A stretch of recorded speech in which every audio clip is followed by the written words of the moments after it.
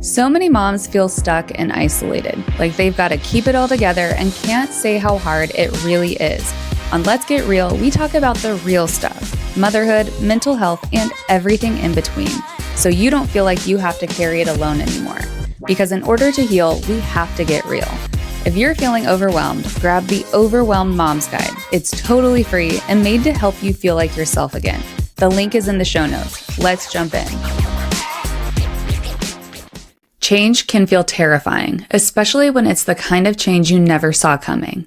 For many women, unexpected loss, health challenges, or life transitions shake their identity and leave them wondering, how do I move forward when life looks nothing like what I imagined? Today, we're joined by Laura Bratton, author of Harnessing Courage and the founder of UB Global, an organization dedicated to empowering people to overcome obstacles with grit and gratitude.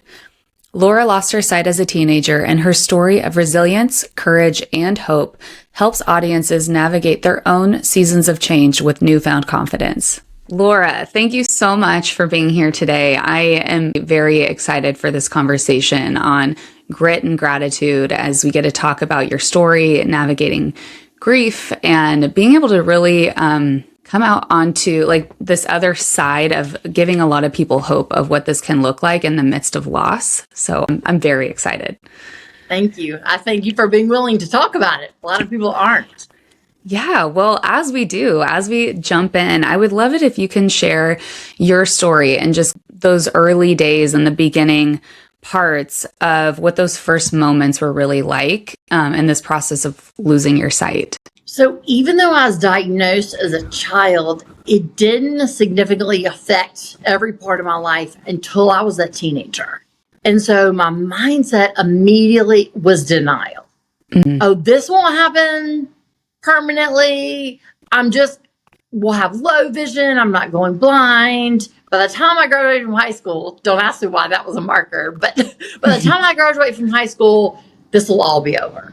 Mm. That denial quickly wore off, and it was the deep, deep, deep grief that I cannot even put into words. Mm. It was that depression of realizing what I had lost because I knew how easy life was with sight. Mm. And then also the anxiety of the future. How in the world will I move forward? How in the world will all this happen and work out? So I was sandwiched between the grief, the anxiety, and the depression, all swirling around at the same time.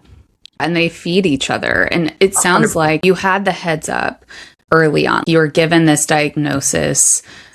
Just as I've gotten to know your story more and done some research on it, you had the diagnosis early on. So you kind of had this heads up of here's what's happening, but it was a process of having that reality hit you and be like, okay. And it's interesting that you mentioned the denial because, we're going to dive into grief more, but denial is it's one of the stages of grief and how we cope. But then to finally get to the place where it kind of hits you all at once. And you have such huge emotions. There's so much uncertainty. There's so much I would imagine anger and trying to make sense of your experience. And remember, I'm a teenager. So I've got girl teenage hormones going on. Oh my gosh. Yes. So it's that on top of the anxiety and depression. Mm. Yeah, exactly. And what comes with those stages of life is so significant. And that would be, I don't know, just thinking of at that time, it's so pivotal of needing this sense of belonging and trying to fit in. And your friends are such a huge deal at that stage of life. And then being I'm having to learn how to cope and deal with a huge, huge life change. Yes. While I'm having to hear about all these things that your friends are doing and trying to be where do I belong? Can I still where do I fit? And how does this work moving forward, even in that relationship type of dynamic? One, you said it perfectly. It's do I belong? And where do I fit? Mm. Because you crave that sense of being normal and belonging and having the right friends and wearing the right clothes and all the things that come with a teenage girl. And then getting with this major adversity. My question was, oh, so I don't belong anymore? Mm-hmm. It was more of a doubt. What? Because I didn't there wasn't anyone else like me. So it was more the doubt of, oh, I don't belong anymore. Yeah. Oh my gosh. And that's weighty. Like that's a very weighty thing because at our core as humans, it's a very significant part to who we are. How we're wired up is we need that. And so having this feeling of it's insecurity, but not just like my personality or whatever. The insecurity of like, where do I stand and who's going to stick with me? So when you were in that place of being like, whoa, this is really happening. I'm starting to lose my sight. What was going on internally and what was your mindset? Like you talked about the anxiety, depression, and grief. Can you expand a little bit more on that? So my mindset was 100%, I can't. This is too hard. This is too overwhelming. I can't. So a lot of people assume that I was my mindset was why me and the anger. My mindset was, I can't. This is too hard. I give up. It was just that deep sadness, depression of like, I just can't do this. And that literally, when I say that was my mindset, that was my prayer. That's how I cried myself to sleep at night. That was my first thought when I woke up in the morning. That dominated my life. I can't. I'm glad that you brought this up and the honesty that you bring with it because, okay, so for several years, this was, I don't know, a handful of years ago, I was like on the hunt for people's stories on this theme of turning pain into purpose. And a lot of it was just from different loss and trauma that I had gone through and not known how to, like, what do I do with this? And what I needed hope. So I was like on the hunt for people's stories and being like, okay, what did you go through that was very difficult and hard, where now there's something miraculously that's been able to be created that's like beauty in the most miraculous way, right? And what I would look for, what I needed hope with was like, I was in that place of similar to what you're describing, but kind of that all is lost, the dark night of the soul, and being like, I can't see a way through.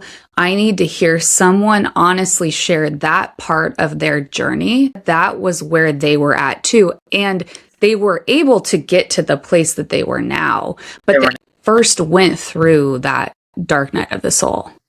And I'm so glad you brought this up because in my experience, I was like you, I was searching for that and I couldn't find it because all I could find was the ta-da happy ending. Exactly. And so I thought truly in high school and college, I thought something was wrong with me because I was grieving, because I was depressed, because I was anxious, because you don't hear those stories. Mm-hmm. You don't hear the realness of, oh, I lost my sight, but life is good. Yes, yes. Seriously? Like, so I thought something was wrong with like my being because that wasn't my lived experience. Yes, exactly. And in the midst of the depression, because I know, especially when it comes to the inner world, right? Like what's going on with yourself internally that nobody else would know unless you told them. So like mentally, the thoughts going on, emotionally, what you're feeling. What often would happen is like when I was in that pit of despair and I had severe depression, and I would think, what is wrong with me? Because I didn't realize that those feelings are actually a normal part of the process.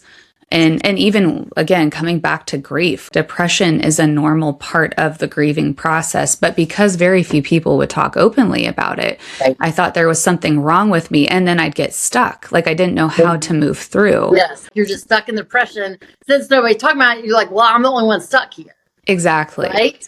Yeah. So I don't know. I just appreciate that you are honest about that is the place you were at initially when these things that you were out of denial and being like, oh my gosh, this is actually happening. And here's how I felt. Here's like the thoughts I had, like, I can't. So what happened? Like, what were the things in the process of trying to work through this and figure out like, how am I going to move forward? What people or things were in place just to help you work through some of those doubts or the dark, the depression and anxiety? So it was 100% my support system. And this goes again to a gift of our support system, but yet there has to be that time where we take that on and run with it, right? We receive that support and then we actually believe it in ourselves. And so let me break that down what I mean. So as I'm saying, I can't, as I'm crying this at night, screaming this out, it was the gift of my parents who were saying, all we have to do is focus on today. Maybe you feel like you can't do the rest of your life. We can get up, eat breakfast, and get to school on time today. Get to ninth grade before the rings, the late bell rings. Like, you accomplish that, we're great for the day. So it was them instilling in me to take it day by day, literally moment by moment. And again, I want to make super clear, they didn't say this one time and I magically did it. They said this for my 4 years of high school. Wow. Like, this was a slow process. I was like, well, easy for you to say. And so just out of my stubbornness, I tried it just because you're kind of forced to when you're living at home. And I found it worked. If I could just get through algebra, then I maybe could get through Spanish and then maybe could get through lunch. Right. And so there was so many years where I took my life hour by hour by hour. So I say that to say, I want to give anyone permission. It's not you're in despair and then the next day you're happy. Yes. Or at least that wasn't my experience. Right. It was a so slow process where my depression and the anxiety, the panic attacks, I would have 2 a day instead of 4 a day. And then I would have 1 a day. And then I would have 1 every other day. So it was a slow process. That's how I healed. That's how I got to where I am today, because it wasn't like a magical moment that changed my whole life and perspective. It was really hard internal work there, but it all started by that support system. Gosh, I'm just so glad that you spoke to this, because I think it's very underestimated how significant support is. Support from people, having people rally around us and being like, I'm not leaving. I'm here for you. And they also provided guidance, especially because of the role they play as your parents. So being able to, they've known you your whole life. They're in this journey with you, and their role and everything looks different than yours. But like, to also give you the guidance of, these are some of the tactical ways we will make it through. And with anxiety, it tends to get like massive and huge, where we catastrophize and we can't. And then the panic attack. I'm very familiar with the panic attacks. Okay, so I understand the intense feelings, and so much of it's the spinning out. And so to have somebody come in and be like, okay, here's some guidance. This is all we're going to focus on. It really does help with that, with the anxiety, have it get, quieter. Can you speak to that as well? Because I feel like that's also very practical of how that helps with anxiety, and it gets you present and focused on where you're at, taking it day by day or moment by moment.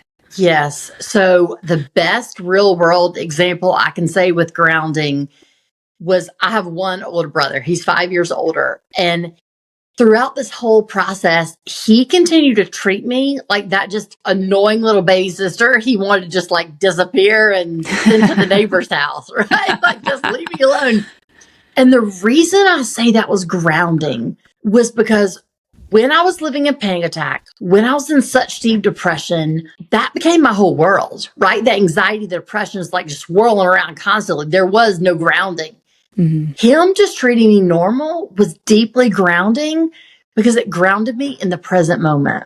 And it grounded me in the sense of like, yes, every part of your life is changing, and you're still his little baby sister that annoys the heck out of him, right? Like, that normalcy was deeply, deeply, deeply grounding. That's so good, because the anxiety and depression, it sucks you in. You go in. It is a vortex. It is. And it's strong, it's magnetic, it's dark. And so to have someone help pull you out and having grounding, and it's interesting because even as you used him as an example, grounding can look so different. I know we as adults know there's things we can actively choose to do, to ground ourselves, of focusing on something we hear, something that, something we see, something we feel, like all these different ways. But then as a teenager, having a brother who's like, you wasn't that kid, you don't even know, like that's something that is necessarily happening, but you have somebody else who's actually helping pull you out. Right. In addition, nature was deeply grounding. And there were so many times I would literally just go outside and like sit outside under our magnolia tree and just like sit there. And I wasn't thinking or planning or writing, or I wasn't doing anything. I was letting nature hold the pain. And I didn't realize I was doing that in the moment, but reflecting back. Yes. Oh my gosh, it's so good.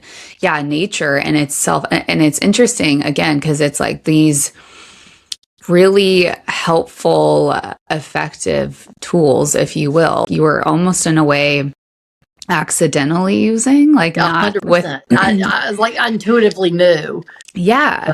Which is fascinating because we need that. And as adults, when we go through really difficult things, if we didn't have healthy coping mechanisms, we go to these other things that actually can make it worse. It can keep us stuck. It can make us sicker, whether it's mentally, emotionally, physically, whatever way. And so we have to learn as adults healthy coping mechanism a lot of the times.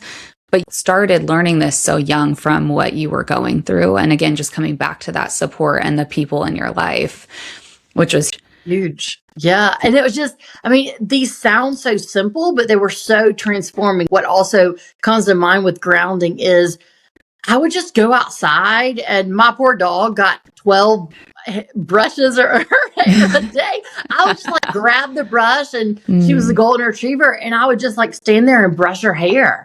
Yes. And that was so soothing and so grounding. Yeah. Like it brought me out of the anxiety. I can't explain it with words. It just touching her, just being there present with her. She wasn't anxious. She wasn't depressed, right? But just being in her presence was deeply, deeply grounding. So there's so many ways in our everyday life that aren't expensive or time consuming. Yeah, exactly. And just being able to even, pay attention and notice that, and how what you learn, like with the grounding practices and with what your parents are teaching you of like, we're going to take it day by day and then even break it down from there. We're going to take it hour by hour, class by class, because breaking anything down into those smaller pieces, we can, the big picture, the years in the future, we don't know. And that will be debilitating to think that way. So we literally have to train our minds to think differently. And we need the guidance. We need support. We need people to help us along the way so that we're not left feeling like it's all on us and we are the ones who have to figure it out on our own. That's where depression will really sink you if you're in that place. So, and I know you do coaching as well. So I'm curious, from like the clients you've worked with or people that many people face challenges that they didn't choose. What are some of the biggest emotional hurdles that people face when their life shifts dramatically? Fear. From everyone I've worked with, regardless of their age, from 6-year-olds to 80-year-olds, regardless of gender, regardless of any category you want to put, the dominant theme is fear. And it's the fear of the future.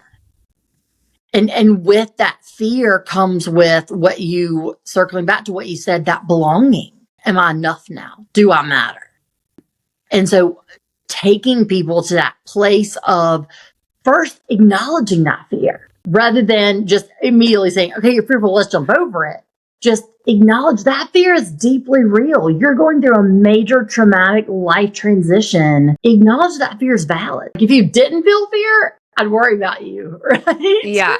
Like that would be concerning. So it's to acknowledge it and then to move forward. So it's not to skip over it. It's to move through it. That's so good. I've been in recovery from codependency for a few years now. And one of the practices, and any recovery program, it doesn't matter what it is, but one of the biggest things they talk about is you face, feel, and deal. You have to finally deal with your feelings, because so much of our coping in these unhealthy ways, it's because we have no idea what to do with our emotions. And so as I have done this every day and making it a habit of doing a feelings check, fear is almost always coming up. And so I'm very familiar with the fear of, and just thinking of like what you're saying, it so resonates with my own experiences and different people I've talked to. But so often we don't know what to do with it, and we're very uncomfortable. We didn't learn how to navigate it. And I know I grew up in a Christian home, and I am still a believer today, have a relationship with God. And one of the things that's been really hard is feeling like there's certain scripture, we see all the time, like, do not be afraid. Like there's a lot of scripture on do not fear, and not necessarily interpreting it very accurately. It's easy to feel ashamed for being afraid. Right. I'm so glad you brought that up, because I too grew up within the Christian tradition, still a Christian, ordained in the United Methodist Church. And that's what I love empowering people with. Our Christianity is not absent of our fear. Mm-hmm. It doesn't mean we're always positive, happy all the time. It means that in the darkest moments, God's presence and God's love is there. That's so good. It's so good. Yeah. And it's making me think of this. I've tried to like search high and low for resources to help with emotions and how we work through them and all of that. So one of my favorite authors and people, he's a counselor as well, his name's Chip Dodd. I have devoured his content, but one of the things he talks about specifically with fear is how the impairment of fear. So like when we don't acknowledge it, or we try to run and avoid or not talk about it, whatever it is, the impairment of fear is anxiety. Anxiety is the thing that keeps us stuck. But then the gift of fear is wisdom and faith. And so being able to say, I acknowledge this, and this is kind of what I've been trying to practice, is like, okay, I feel terrified about this.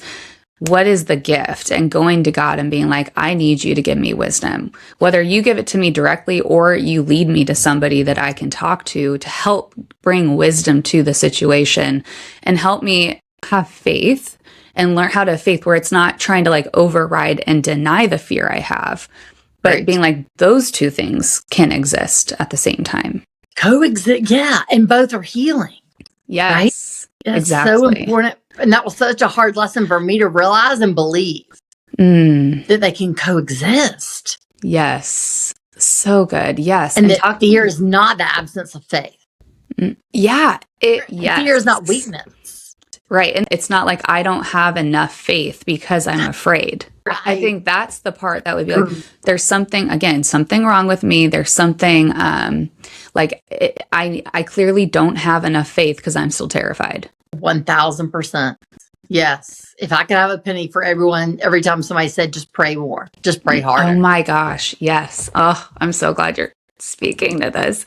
It's so good. And it's speaking of like the coexist part of it, which we can get into more, but it's this other piece, which I know you've talked about, which is grief, and yourself are a grief counselor. So can you speak a little bit to that as far as like people, going through loss and a whole kind of like identity shaking situations? How important is grief? What role does grief play in being able to heal and continue to move into the next chapter of someone's life? So this is going to sound counterintuitive, but what I've learned through my lived experience is grief is part of the healing. And I want to share a quick interaction that I had with a mentor that perfectly sums up what I mean by that, about grief is part of the healing. So it was right before I started college. It was like a week before the semester started. And I was in a mentor's office, and she said, we're finished with our meeting, and I was getting up to leave. Literally, I stood up, and she was like, oh, right before you leave, I want to tell you one more thing. I was like, okay. I'm thinking 18, I know everything, right? And she said, I just want to give you permission to grieve. And I just looked at her like, okay, this meeting was about my class schedule. Yeah. And she said, I just want to give you permission that it's okay for grieving to be a part of your normal, for grieving to continue the rest of your life. We don't grieve and then check that box and then move forward. We can do both at the same time. So I know you feel like, okay, I grieved through high school. Now I'm starting college. Now I can move forward with my life. I just want to give you permission. It's okay to continue to grieve and to move forward with your life at the exact same time. Oh my gosh. That's powerful. And that literally changed my life because I thought I had to stuff grief. I thought I had to like squash it every time I felt any feelings about grief because I thought I should be done already. She gave me permission to continue to grieve and move forward all at the same time. Wow. Yeah. Which again, I wouldn't expect. I think it's part of it's because I know I tend to have the all or nothing thinking. It's something I've been actively working on, the both and. Yeah. And so it's remarkable to think that both can happen. You can continue to move forward and grieve at the same time. Also realizing, because I feel like grief can a lot of times blindside you, like it just kind of smacks you in the face and you're like, oh my gosh, I had no idea that there was still aspects to this. There's still new things that happen, or you find yourself in a new life phase or situation and you're like, I didn't realize that there was more sadness I need to acknowledge, more grief to be had here. Like it's a layering process. Yes. And that's literally what she said is when you start a new phase, a new chapter, the grief will come back. And that doesn't mean you've done something wrong.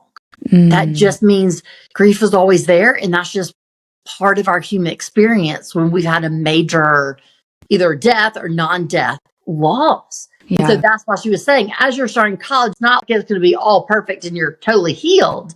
It's an ongoing grief process, and that's okay.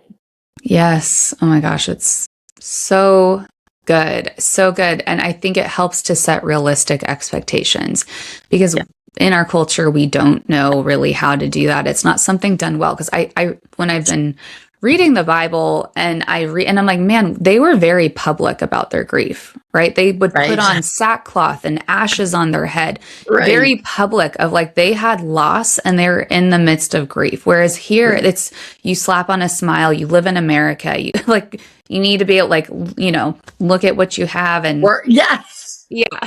I want to say I can still have good things and grieve, right? Yeah. I can still do both.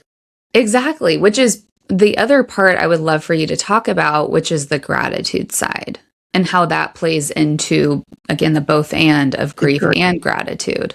Yes. So again, I want to make it very clear. I did not wake up one day and say, wow, this blindness is great, everybody. Like, I am so grateful to be blind. Let's all choose this. Let's all try it out.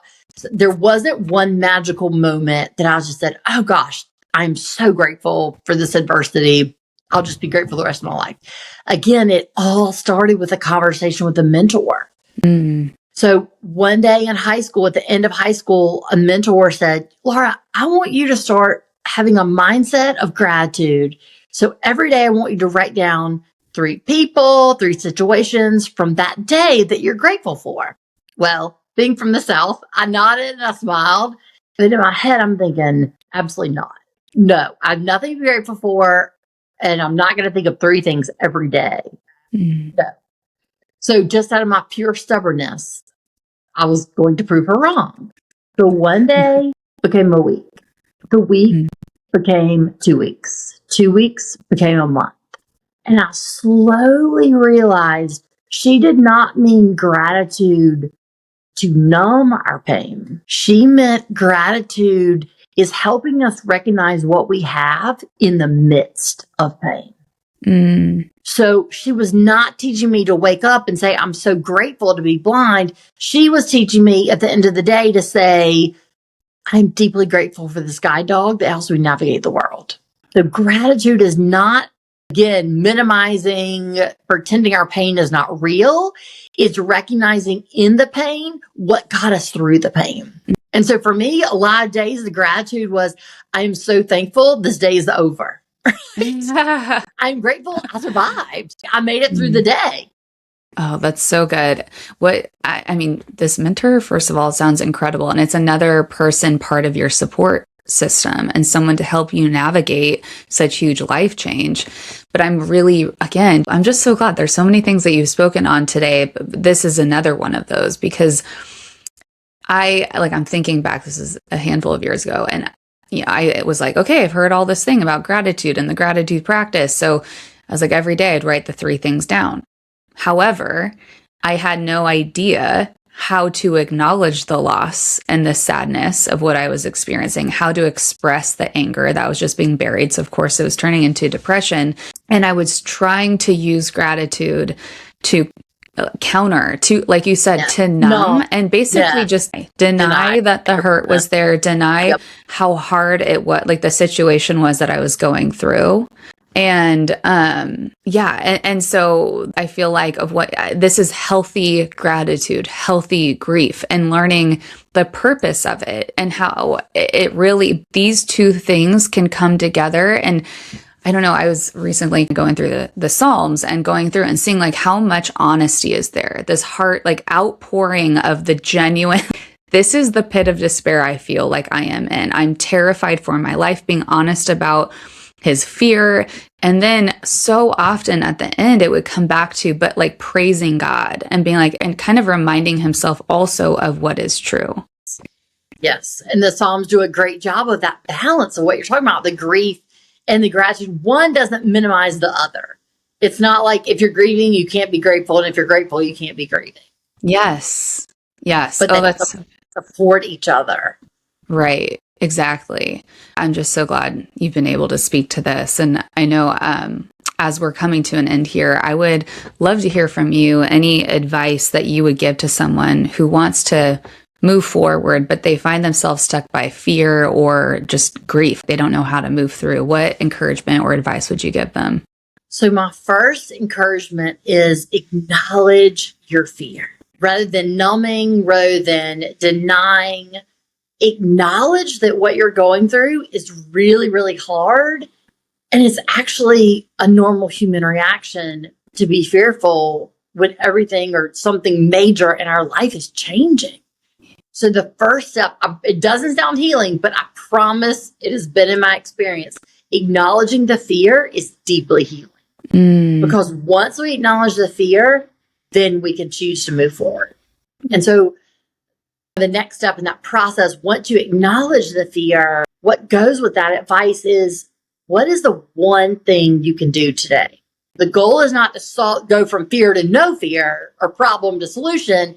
What is the one action item you can do today to move from that fear? Is it a phone call? Is it an email? Is it bawling your eyes out in the bathroom when you're alone? Whatever it is, and that's enough. Trust that process is enough.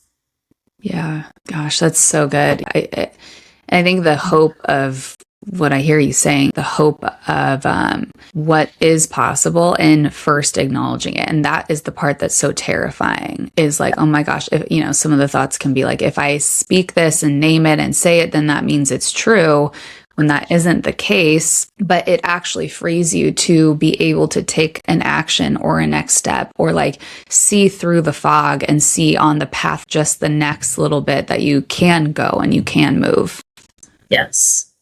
Wow. Laura, this has been, I'm so glad and I'm very grateful for this conversation with you. I know you have your book and your coaching and counseling. And so if you can share where people can find you to connect with you and learn more, that would be great.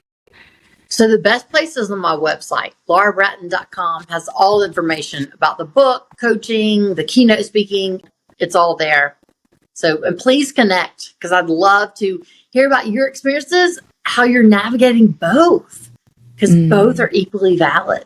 So good. Oh my gosh. I'm so glad that you are doing the work you're doing and that you have these resources available, because it's so needed. And I love your heart to really want to help people navigating whatever challenges that they find themselves in. So thank you.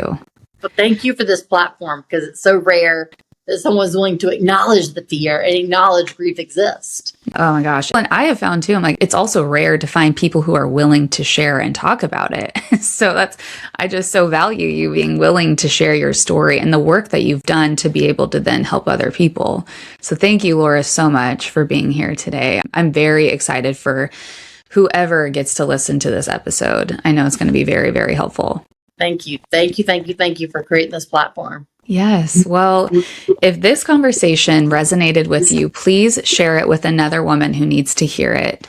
And remember that you are not alone. Thank you so much for listening, friend. I cannot wait to talk with you next time. Thanks for listening to Let's Get Real. If you've been feeling stretched thin, stuck in survival mode, or like you've lost yourself in motherhood, I made something just for you. It's called the Overwhelmed Mom's Guide, and it's totally free. Inside, I walk you through simple steps to help you reconnect with who you are, find a bit more breathing room in your day, and start to feel like you again. You can grab it now. Just click the link in the show notes. You don't have to keep doing this alone. Let's take the next step together.